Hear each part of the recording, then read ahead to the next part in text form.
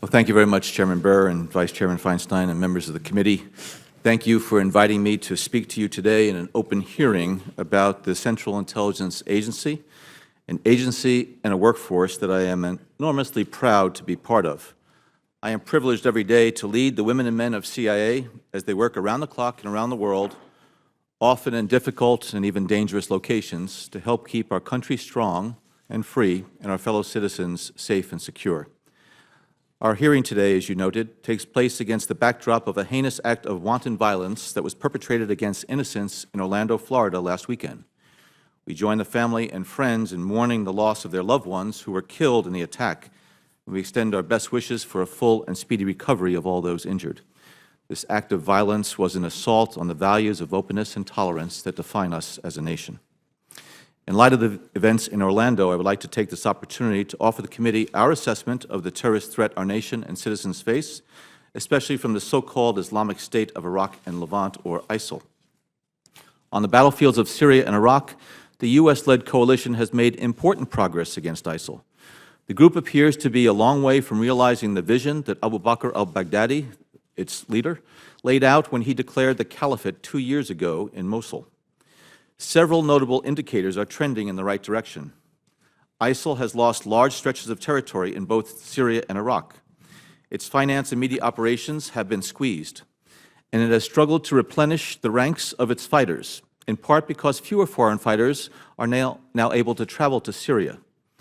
Moreover, some reports suggest that a growing number of ISIL members are becoming disillusioned with the group and are eager to follow in the footsteps of members who have already defected. The anti-ISIL coalition is taking steps to exploit these vulnerabilities. In addition to efforts underway to liberate cities like Fallujah and Manbij, the coalition is also removing ISIL leaders from the battlefield, thereby reducing the group's capabilities and its will to fight. Last month, for example, a U.S. airstrike killed an influential ISIL leader in Al-Anbar. ISIL, however, is a formidable, resilient, and largely cohesive enemy, and we anticipate that the group will adjust its strategy and tactics in an effort to regain momentum. In the coming months, we can expect ISIL to probe the front lines of its adversaries on the battlefield for weaknesses, to harass the forces that are holding the cities it previously controlled, and to conduct terror attacks against its enemies inside Iraq and Syria. To compensate for territorial losses, ISIL will probably rely more on guerrilla tactics, including high-profile attacks outside the territory in Syria and Iraq that it currently holds. A steady stream of attacks in Baghdad and Damascus demonstrates the group's ability to penetrate deep inside enemy strongholds. Beyond its losses on the battlefield, ISIL's finances are also taking a hit.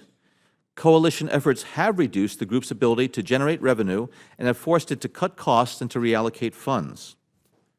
Yet, ISIL is adapting to the coalition's efforts, and it continues to generate at least tens of millions of dollars in revenue per month, primarily from taxation in those areas that it controls and from crude oil sales on the black and gray markets inside of Syria and Iraq. Unfortunately, despite all our progress against ISIL on the battlefield and in the financial realm, our efforts have not reduced the group's terrorism capability and global reach. The resources needed for terrorism are very modest, and the group would have to suffer even heavier losses on territory, manpower, and money for its terrorist capacity to decline significantly. Moreover, the group's foreign branches and global networks can help preserve its capacity for terrorism regardless of events in Iraq and Syria. In fact, as the pressure mounts on ISIL, we judge that it will intensify its global terror campaign to maintain its dominance of the global terrorism agenda. Since at least 2014, ISIL has been working to build an apparatus to direct and inspire attacks against its foreign enemies, resulting in hundreds of casualties. The most prominent examples are the attacks in Paris and Brussels, which we assess were directed by ISIL's leadership. We judge that ISIL is training and attempting to deploy operatives for further attacks. ISIL has a large cadre of Western fighters who could potentially serve as operatives for attacks in the West.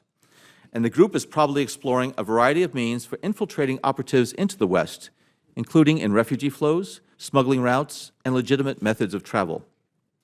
Furthermore, as we have seen in Orlando, San Bernardino, and elsewhere, ISIL is attempting to inspire attacks by sympathizers who have no direct links to the group. Last month, for example, a senior ISIL figure publicly urged the group's followers to conduct attacks in their home countries if they were unable to travel to Syria and Iraq. At the same time, ISIL is gradually cultivating its global network of branches into a more interconnected global organization. The branch in Libya is probably the most developed and the most dangerous. We assess that it is trying to increase its influence in Africa and to plot attacks in the region and in Europe. Meanwhile, ISIL's Sinai branch in Egypt has established itself as the most active and capable terrorist group in all of Egypt. The branch focuses its attacks on Egyptian military and government targets, but it has also targeted foreigners and tourists, as we saw with the downing of a Russian passenger jet last October. Other branches worldwide, while also a concern, have struggled to gain traction. The Yemen branch, for instance, has been riven with factionalism, and the Afghanistan-Pakistan branch has struggled to maintain its cohesion, in part because of competition with the Taliban. Finally, on the propaganda front, the coalition is working to counter ISIL's expansive propaganda machine.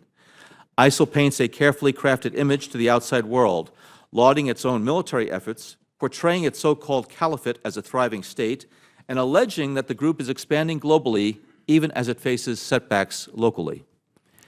ISIL releases a multitude of media products on a variety of platforms, including social media, mobile applications, radio, and hard copy mediums. To disseminate its official online propaganda, the group primarily uses Twitter, Telegram, and Tumblr, and it relies on a global network of sympathizers to further spread its messages. In sum, ISIL remains a formidable adversary, but the United States and our global partners have succeeded in putting the group on the defensive, forcing it to devote more time and energy to try to hold territory and to protect its vital infrastructure inside of Syria and Iraq. And though this will be a long and difficult fight, there is broad agreement in the international community on the seriousness of the threat and on the need to meet it collectively and decisively. It also dominates my conversations with my intelligence and security counterparts globally, worldwide. I frequently engage with them about what we need to do together in terms of information sharing, joint operational activity, and being able to complement our respective strengths and capabilities so that we can destroy ISIL thoroughly. Now, as you well know, CIA is not just a counterterrorism agency. We are a comprehensive intelligence service with a global charter, and we are called upon to address the full range of 21st century threats. And as I often tell young officers at CIA, I have never seen a time when our country faced such a wide variety of threats to our national security. If you run your fingers along almost any portion of the map, from Asia Pacific to North Africa, and you will quickly find a flashpoint with global implications. China is modernizing its military and extending its reach in the South China Sea.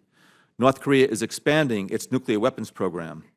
Russia is threatening its neighbors and aggressively reasserting itself on the global stage. And then there is the cyber domain, where states and subnational actors are threatening financial systems, transportation networks, and organizations of every stripe, inside government and out. And I particularly appreciate the work of this committee to try to come to grips and to address the cyber threats we face as a nation. In the face of these many daunting challenges, our nation depends on CIA and our intelligence community partners to help keep our country strong and secure. Indeed, in today's volatile and complex world, policymakers depend on CIA more than ever for intelligence, insight, and options.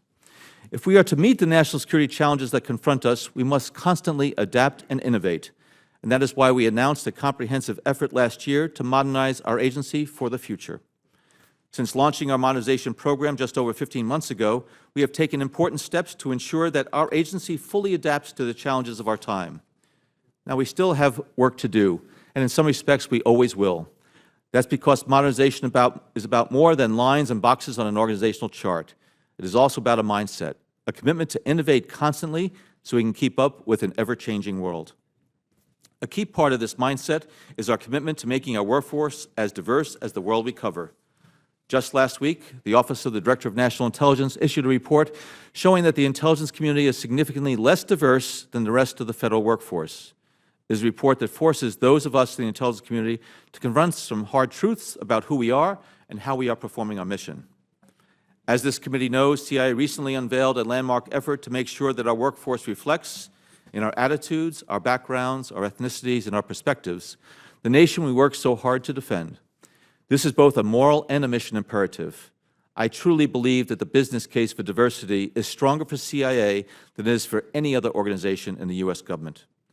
Diversity not only gives us the cultural understanding we need to operate in any corner of the globe, it also helps us avoid groupthink, ensuring we bring to bear a range of perspectives on the complex challenges that are inherent to intelligence work. And again, I would like to thank the committee for its support for the CIA and for our intelligence community partners through the course of the year, and I look forward to addressing your questions. Thank you.